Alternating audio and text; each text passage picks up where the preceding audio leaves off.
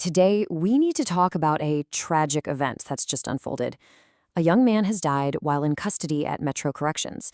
The details are, well, they're still coming in, but we're going to walk through everything we know so far.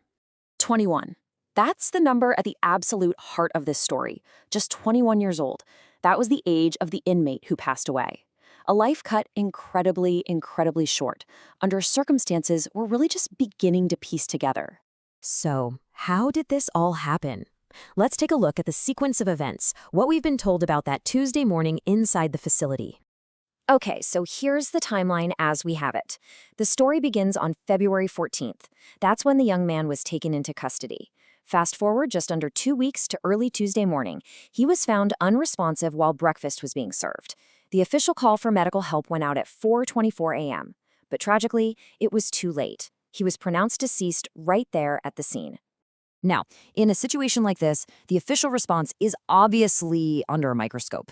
So let's look at what the authorities, both corrections and police, have said and done since. The head of Metro Corrections, that's Chief Jerry Collins, he did offer his condolences to the family. And he described the death publicly with this quote, "An unfortunate event." So what happens now? Well, two separate investigations have officially kicked off. The Department of Corrections is doing its own internal review, and at the same time, the Louisville Metro Police Department has started their own investigation.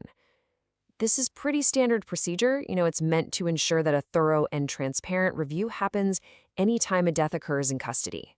So we have a timeline, and we have an official response. But honestly, that just scratches the surface.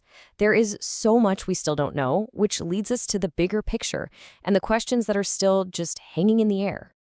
And to give you some important context here, this is actually the first time an inmate has died at this facility in almost a year.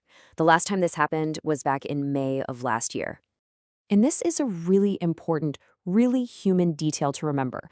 The authorities have not released the young man's name. They're waiting until his family can be properly and privately notified, which is, of course, the respectful and right thing to do in such a terrible time.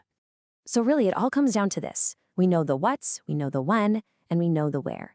But that huge question, the why, is completely unanswered. What exactly happened inside that facility? And what are these two investigations going to uncover about the final hours of this young man's life? That's the question that now hangs over this entire heartbreaking case. Thank you for listening to Justice for the Souls podcast.